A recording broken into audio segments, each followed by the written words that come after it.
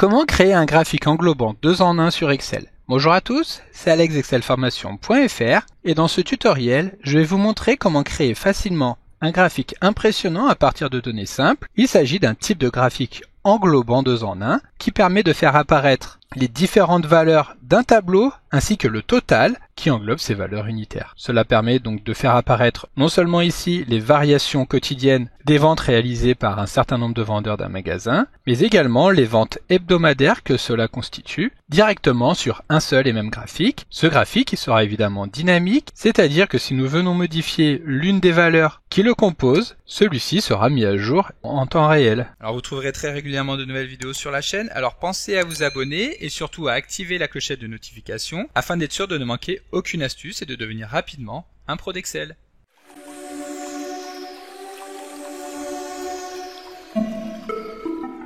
Comme d'habitude, si vous voulez être sûr de bien comprendre tout ce que nous allons voir dans le cadre de cette vidéo, vous pouvez télécharger le support de ce tutoriel ainsi que son corrigé en suivant le lien disponible dans la description de la vidéo, ce qui vous permettra de réaliser les opérations en même temps que moi pour bien comprendre tout ce que nous allons voir dans cette vidéo. Alors comme nous venons de le voir dans l'introduction, nous allons voir comment créer un graphique englobant sur Excel. Et pour illustrer ce tutoriel, nous allons utiliser le tableau que nous avons actuellement à l'écran qui reprend le montant des ventes réalisées par les vendeurs d'un magasin d'habillement au cours d'une semaine. Nous avons donc 5 vendeurs et le montant des ventes donc du lundi au samedi, en supposant ici donc que le vendredi est un jour de fermeture. Et donc pour avoir une vue d'ensemble des ventes totales de chacun de ces vendeurs sur la semaine, nous allons créer un graphique qui va reprendre à la fois les ventes quotidiennes ainsi que le montant global que cela représente pour toute la semaine. Le but est alors de rendre les données facilement compréhensibles et surtout visuellement impactantes. Cela nous permettra donc de mieux analyser les performances des vendeurs et d'identifier les jours où les ventes sont les plus élevées. Et donc pour créer ce graphique, nous allons commencer par sélectionner l'ensemble des données du tableau, y compris les en-têtes et surtout la colonne totale, c'est-à-dire les cellules A8 jusqu'à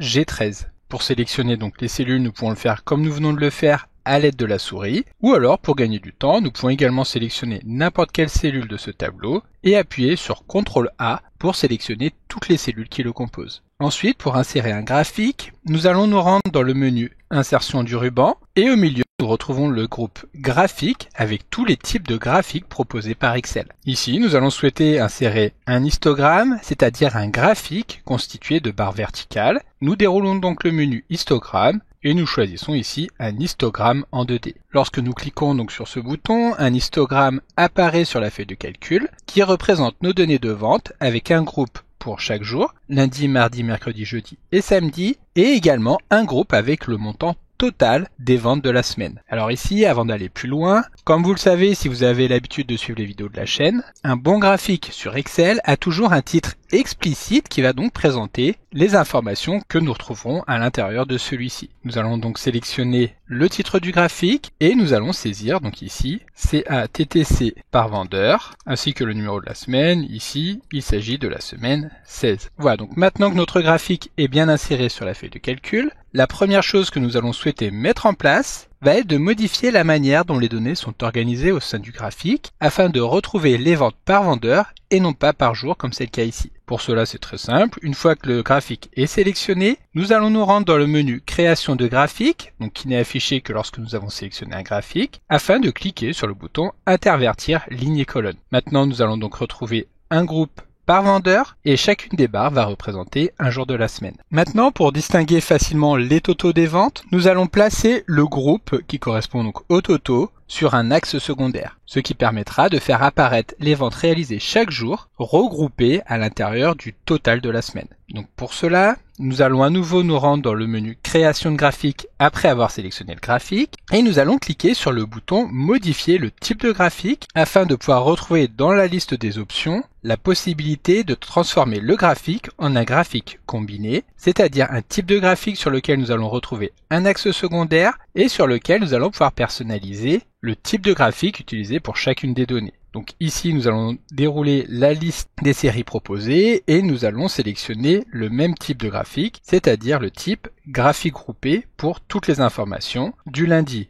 au samedi, mais également pour la dernière valeur qui correspond au total. Ensuite, nous allons placer chacune des barres du graphique sur un axe secondaire, à l'exception ici du groupe total que nous allons laisser sur l'axe principal, afin que celui-ci soit affiché juste en dessous de toutes les autres barres. Pour cela, il nous suffit donc d'activer toutes les options axe secondaire, sauf la dernière. Ensuite, nous validons en appuyant sur le bouton OK, afin de pouvoir visionner la nouvelle apparence de notre graphique. Sauf que comme vous pouvez le voir maintenant, chaque axe dispose de sa propre échelle, avec une échelle sur la gauche qui correspond au total, et une échelle sur la droite qui correspond donc aux ventes quotidiennes. Le problème, c'est que maintenant les données ne sont plus comparables et nous allons devoir aligner les échelles des deux axes pour qu'elles correspondent. Pour cela, nous cliquons sur l'axe secondaire, puis nous allons effectuer un clic droit afin de sélectionner l'option mise en forme de l'axe. Un panneau latéral va donc s'afficher sur la droite de l'interface et nous allons pouvoir fixer les valeurs minimales et maximales de cet axe secondaire. Ici, l'objectif va donc être de faire coïncider les deux axes. Nous allons donc modifier l'axe maximal et remplacer les 600 par les 2000 qui correspondent ici à la valeur maximale de l'axe principal. Ensuite, nous validons en appuyant sur Entrée et nous retrouvons bien deux échelles avec des valeurs comparables. Étant donné que maintenant nous avons une redondance entre l'axe principal et l'axe secondaire, nous allons pouvoir supprimer l'axe secondaire en le sélectionnant et en appuyant sur la touche Suppre du clavier. Maintenant, notre graphique commence à être beaucoup plus lisible et plus facile à comprendre. Maintenant, nous allons souhaiter améliorer la présentation du graphique en appliquant un dégradé sur les barres totales. Pour cela, nous cliquons sur l'une de ces barres afin qu'Excel sélectionne l'ensemble des barres totales de notre graphique, puis nous effectuons un clic droit afin de sélectionner et mettre en forme une série de données. Si vous n'aviez pas fermé le panneau latéral, inutile d'effectuer cette opération, étant donné que celui-ci est déjà affiché par défaut. Ensuite, nous allons nous rendre dans le groupe remplissage et bordure et dérouler donc ici la liste des options de remplissage afin d'appliquer un dégradé sur les barres sélectionnées. Ensuite, nous allons nous rendre dans les options d'orientation afin de choisir une orientation verticale, c'est-à-dire avec un angle de 270 degrés.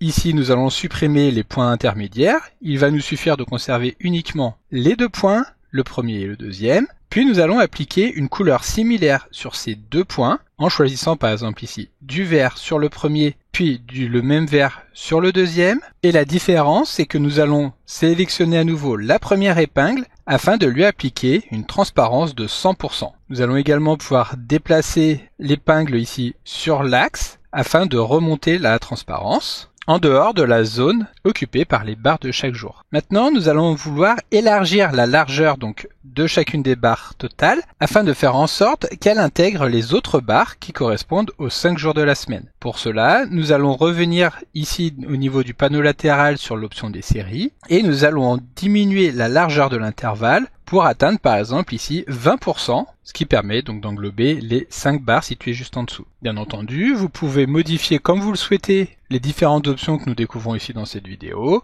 afin que celles-ci correspondent à vos propres préférences. Et donc maintenant, pour finir, il ne nous reste plus qu'à ajouter des étiquettes de données aux barres totales, afin de faire apparaître directement la valeur qui correspond à l'ensemble des ventes réalisées pour une semaine par chacun des vendeurs. Pour cela, nous commençons par vérifier que les barres sont toujours sélectionnées, puis nous effectuons un clic droit afin de choisir l'option « Ajouter des étiquettes de données ». Une fois que les étiquettes sont bien insérées au-dessus des barres, nous allons pouvoir les personnaliser en les sélectionnant, puis en nous rendant dans le menu « Mise en forme », nous allons pouvoir appliquer une forme directement au niveau de ces étiquettes. Ici, nous allons par exemple utiliser une étiquette en forme de flèche qui pointe vers la barre qui correspond au total. Ensuite, nous allons appliquer une couleur de remplissage, donc toujours depuis le menu mise en forme, nous choisissons ici la couleur de remplissage qui correspond à la couleur des barres que nous avons sélectionnées tout à l'heure. Nous allons également pouvoir modifier la manière dont sont affichées les valeurs en modifiant la couleur pour appliquer une couleur blanche et nous allons également les passer en gras. Ensuite, ici, nous n'avons pas besoin d'avoir les centimes, donc nous allons nous rendre dans le menu option d'étiquette du panneau latéral, dérouler en bas donc le groupe des nombres et nous allons choisir donc ici de leur donner une apparence de nombre avec un nombre de décimales égal à 0, c'est-à-dire sans les centimes. Puis, si nous le souhaitons pour que les données soient plus lisibles, nous pouvons également agrandir la taille des textes. Donc comme d'habitude, vous pouvez télécharger le support de secours en suivant le lien que vous trouverez dans la description de la vidéo. Si la vidéo vous a plu, n'oubliez pas de la liker et de la partager à vos collègues et amis sur l'ensemble de vos réseaux sociaux. Et vous pouvez également me laisser vos impressions dans l'espace des commentaires, je lirai chacun d'entre eux et y répondrai avec plaisir. Évidemment, si ce n'est pas encore fait, abonnez-vous à la chaîne pour ne manquer aucune astuce. C'est également très important pour m'aider à gagner en visibilité afin de pouvoir développer la chaîne et continuer de vous proposer des tas de nouvelles vidéos. Merci d'avoir suivi cette vidéo et à très bientôt pour un prochain tuto.